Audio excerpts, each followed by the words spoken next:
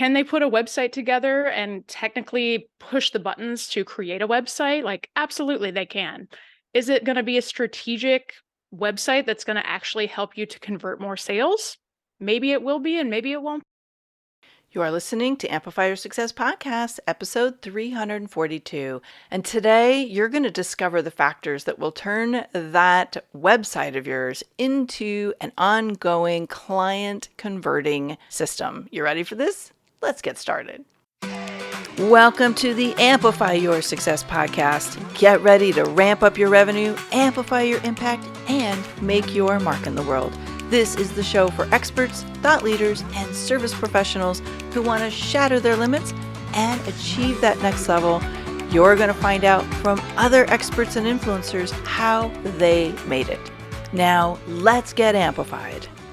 Hey there, inspired entrepreneurs and business leaders. It is your host, Melanie Benson, possibility igniter and authority amplifier for experts just like you. And today, we're going to talk about some things that you need to be shifting or fixing on your website to help your website better represent what it is you do and how you help people solve their biggest problems. Like, this is how we get leads to become clients. One of the key elements that's going to be on your website is your message. You've got to have a magnetic message, something that is compelling and intriguing and enrolling to a potential client. I mean, think about somebody sees you or meets you somewhere, they end up on your website. Does your message resonate with them? Does it feel relevant to where they are? Now, you can't be everything to everyone, so really dialing that message in is key. And it's one of the 7 major frameworks that you have to have in place if you want a business that's not just profitable, but that's making the impact that you dream of. And I cover all 7 of these frameworks in my 7-step frameworks that'll add another $125K to your business this year. And if you head over to amplifywithmelanie.com, you can download that as my gift to you. You'll also get a quick little overview helping you really assess which one of these elements are strong and which ones need your focus right now to help you improve. So again, head to amplifywithmelanie.com. I'll link that up in the show notes. And let's get your business fired up, super crystal clear, and magnetized for ideal clients. Okay, now let's get into today's episode. Welcome back, amplifiers. If you have a website, and I'm sure you do, wouldn't it be nice if your website was attracting dream clients? Well, sadly enough, a lot of websites are just pretty flyers that are not really doing a nice job of really strategically attracting the right clients. And so I brought in an expert today, Megan Gersch. Now, let me introduce you to Megan, give you her official background. She is a branding and web design unicorn that has been in the field for over 16 years. And she's worked with some of the most well-known names in the entertainment industry, small companies like Netflix, Spaceland Presents, The Echo, Echoplex, Regent Theaters, Live Nation. She's got a pretty nice roster going here. She also co-hosts Your Sparkly Brand Podcast, a show designed to empower entrepreneurs with the tips, tools, and strategies needed to make their businesses stand out from their competitors. Megan, thank you so much for joining me today. We have to rescue some well-meaning experts and entrepreneurs from their non-functioning websites, right? Absolutely. Thank you so much for having me on. I'm so excited to be here. Yeah, you're welcome. Well, we haven't talked a lot about websites, and it's such an important pillar of having an online presence is to have a website. And I know you know this, and we're going to unpack this today. A lot of people are creating websites that aren't doing them any favors, especially if they're in the DIY side of it, right? Yeah, absolutely. And I think it's so important to build a website around your mission and your core values and making sure that your branding is really the foundational piece of your website. Because if you don't have your branding in place, like the website's just going to look like a mess. So Mhm. you have to get really clear on what it is that you stand for, get clear on what your core values are as a business, and also getting really clear on who you don't want to work with. So like that is like a really important piece that I see a lot of people miss. Oh, I love that you said that. Okay, we're going to unpack that first, but I just have to say something about that, who it's not for. I was reading someone's website. I was looking for a service provider on something, and I stumbled across this woman's information on LinkedIn. Went down the rabbit hole, checked out her website, and she was writing this profound. She had this one piece of her website. It's like, if you are this, let's talk. But if you're this, I'm not a fit for you. And I was like, love, love, love that you're spelling it out so clearly. So let's unpack a little bit more about what it means to build a website, because I think we know how to build a business around our mission and core values, but I've actually never heard anybody talk about building a website around your mission and core values. What does that look like? How do we do that? Yeah, absolutely. So the website is essentially the face of your business or one of the faces of your business, right? And so when people go to your website, they should automatically be like, yes, this is absolutely for me. I'm in the right place. This is a person that can help me. Or it should do the opposite of that, where it should explain that, hey, I'm not the right fit for this person. So your website should be essentially like the home for, your products, your services, and essentially how you can help people, building that trust on a deeper level, and also providing an opportunity for them to reach out to you to work with you. Hmm. Yeah, I agree. So how does our core values help us design a website? I just want to dig slightly deeper into that because it's such an interesting concept. Yeah. Well, let's use an example. Like maybe you have an eco-friendly business and that's something that's very important to you and it feeds into every single piece of your business. Maybe you have a product-based business. You do eco-friendly packaging, you have eco-friendly different methods in your business. If you are somebody that's coming to that website and you don't align with that, that's not somebody that you want to do business with because they're going to kind of clash with you on a core values level. Ultimately, people want to connect with and buy from people that they align with on a deeper level than just, I need, this specific product, right? Like you can go to Target and get anything that you want. So when it comes to a specialized service provider or a specialized product provider, it has to go a little bit deeper than that. That's such a great example. Thank you. Okay, I have a bazillion questions that are coming up, but I want to get to this next piece because our time tends to fly by so fast.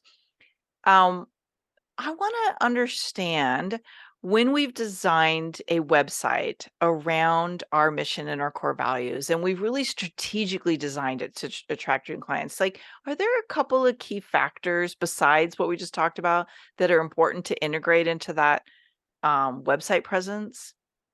Absolutely. So, one of the main things that I always go through with clients is what is your main goal with your website? Maybe that is to buy a product. Maybe that is to sign people up for your email list. Whatever that is, we're going to design the whole website around that goal and kind of structuring things first, second, third, etc., so that you can achieve that goal. And obviously, aesthetics are a part of that, like guiding you through, this is the first section, this is the second section, and also giving you visual cues as to this is a part of the page where you can click. But ultimately, the page needs to be laid out in a way that is strategic. And if you want to go forth and make those sales and get those leads and ultimately achieve those goals that you set out to kind of, go after with your website. Um, so, yeah. That's good. That's helpful. I'm always curious, like, what makes a website pop versus like what makes a website you go, oh man, like what was this person thinking? I don't really get it. So I'm sure we'll unpack some of those. Well, actually, let's talk about like maybe some of the common mistakes you see people making, especially if they're kind of in the DIY side of things. They're doing it themselves. They're, getting some kind of template from WordPress or wherever they get their themes. And they're like, okay, I will make my own website to save money. Like, what are they doing wrong? Yeah, absolutely. So, especially when it comes to businesses, like you want to make sure that your offer is front and center on your website. This is a huge mistake that I see a lot of businesses make is that you go to the website and there's a giant welcome message at the top of the website where it's like, that really doesn't help me as the consumer. Like, it's great and nice to be welcomed, but ultimately I came there to take an action on something that I saw you posting about on social media or some kind of product that I might need to help better my life. So, in order to make more sales in your business, in order to get more leads, you need to make sure that that offer is at the very top of your website, front and center, and that it has a clear call to action. Like, there's no use in telling somebody about an offer unless, if you're leaving out the opportunity to take action on that offer. The other thing that I would say that a lot of businesses trip up on is not showing the face behind the brand. Again, like, people can go to Target or Walmart or wherever to buy lots of different things, but when you show the face behind your brand, it helps to humanize your brand, and it also helps to, we see all these people on social media. We become almost like connected with them through video, just like we're having like a FaceTime call or something like that. Like, people get to know other people, and the same thing is true when it comes to your website. Like, having your face on the website, on your homepage, on your about page, and showing that there are actual human beings behind the brand helps to build that trust. And so it's so important to get that integrated throughout the site. Nice. Those are great tips. And I've had some real-time experiences with this recently where I was vetting speakers or potential guests, or somebody was asking me if I would be a collaboration partner of some kind. And I would go look at their website and I'm like, I don't even know who you are. Like, why would you not tell me who you are? Even like on the personal side, like people who have services that I would be interested in. I love that you're telling people you got to make sure that you've brought that human connection through, because I'm only connecting with you, the human, not the brand itself. So great tips there. Yeah. I want to go into something that might be a little controversial, and that is, what are some of the mistakes that you see people making when they hire someone to design a pretty website for them? This is an interesting topic. And I actually recently finished up talking with someone where they hired someone to do their website and, kind of manage it. And that company was actually like holding things kind of hostage from them. Like, they wouldn't let the client go in and edit anything.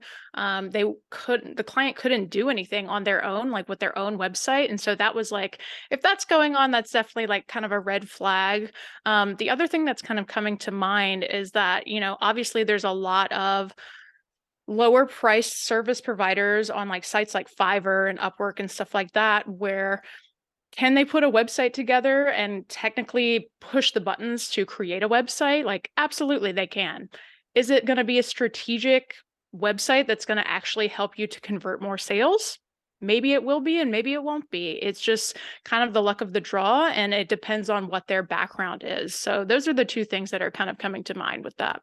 Yeah, I'll just jump in and add to that, because I've had to do some emotional recovery with clients who come to me and say, "Oh my God, I just lost all this money on this website," and we've had to strategically figure out, okay, what are you going to do now? And I think part of it is you're not really clear what you want your website to do, and so you've hired somebody to make it pretty, but it's not functional. Yeah. And so it's not gonna do the marketing to attract that dream client. They don't, like, a lot of times I've seen people, they don't even have a place to, like, take a step with you. Like, there's no lead magnet opt-in, there's no clear call to action. And so I think it's really important when you're hiring somebody and you're gonna outsource this, which I'm a firm believer, I'm a huge fan of getting experts to do the things like this that we don't need to be in the rabbit hole doing on our own. But you need to make sure you're hiring somebody who understands how to make a nice, functioning, strategic website that will not just attract, but also enroll clients on your behalf. Because otherwise, you have a very expensive flyer that's just pretty and it's not doing anything for you. Yeah, completely agree. So, what are some steps that we need to take right now to transform the website we have so that it's getting better results for you? For our, let's just say for our listener. Absolutely. So, consistency is the name of the game when it comes to website design. So, making sure that you don't have five different color reds on your page, that you're not just color picking from a swatch picker like some of the website builders have. You need an exact hex code to plug into every single part that uses that specific color red. It also means having a good, healthy amount of call to actions on your website. So, making sure that you have them throughout your homepage.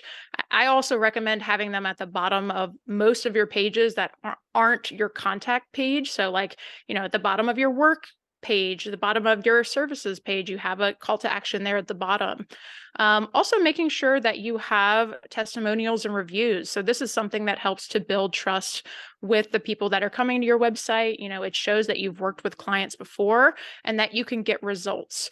Kind of going hand in hand with that, like if you have specific case studies or different work that you can show. These are, again, different pieces that you can show to these ideal clients, to these people that are perusing your website, that you know what you're doing and that you can provide those results. So would that be like case studies and testimonials? Is that what you mean? Exactly. Yeah. And if Yeah. you're, if you have visuals too, like, I do website design. So if you go to my website, you'll see examples of my past website designs that I've created for clients. So if you have a visual medium, even better. Yeah, I think that's really helpful. And again, this is one of the things where if you're maybe not at a point where you have those case studies and testimonials, like you're going to want to get creative because I think it adds a lot of value to have a way to showcase things that you've already accomplished.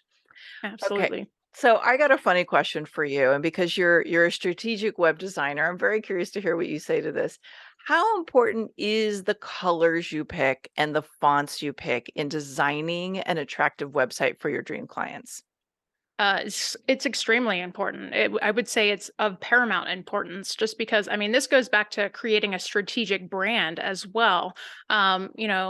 The fonts that you choose, the colors that you choose, like some fonts are going to attract certain types of people, and other fonts are going to attract other types of people. And so it's really important that, again, you're creating a strategic brand and picking colors and that will attract those specific types of people that you want to bring into your business. There's a lot of things that go into this: color psychology, the roundness of different images or different font typefaces and stuff like that. So there's a lot of things that go into it, but yeah, it's of paramount importance. Yeah, and I will just bottom line it and say I think you're either creating something that feels enticing to your dream clients, or you're creating something that's kind of repelling them. And like this is the stuff we don't know. Like these are the little pieces that you're obviously an expert in this, but the everyday entrepreneur, this is not our jam, right? This is not our superpower. And so having somebody who can help us extract like what are the elements that's like they give these subconscious buying cues to our ideal clients because we're creating like a visual experience that makes them go, oh, I feel like I'm home. Like I feel like this is where I'm supposed to be, right? Yeah, absolutely. Absolutely. I love it.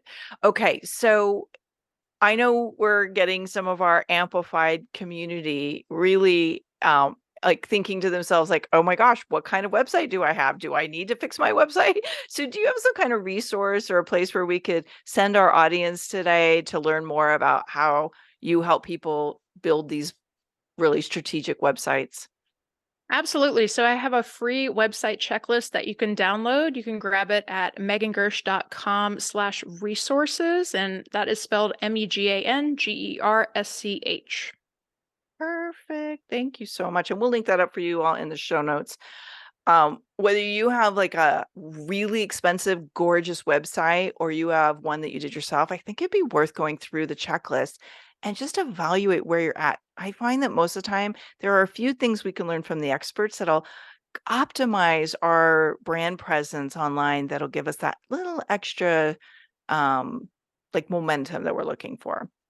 Okay, Absolutely. Megan. So this is the time in our conversation that I like to have some fun and get to know you a little bit differently. Uh, like you've been doing this a while, right? Like you've been designing websites and online presence for all kinds of businesses. What would you say is the boldest thing you've done up to now that has amplified the success of your business? So, a little over 10 years ago, I made the decision to completely uproot my life and move across the country. And when I look back on it now, it's really like a move that I made in my personal journey where I just decided to bet on myself. Like, I decided to go all in.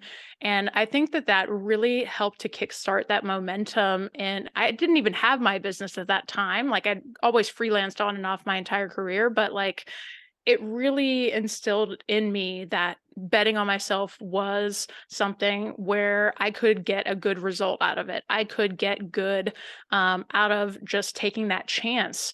And by the way, I moved from Virginia to Los Angeles. And so it's literally as far as you could go, without going to Hawaii, but yeah, just I think like just betting on myself just really kickstarted this great momentum.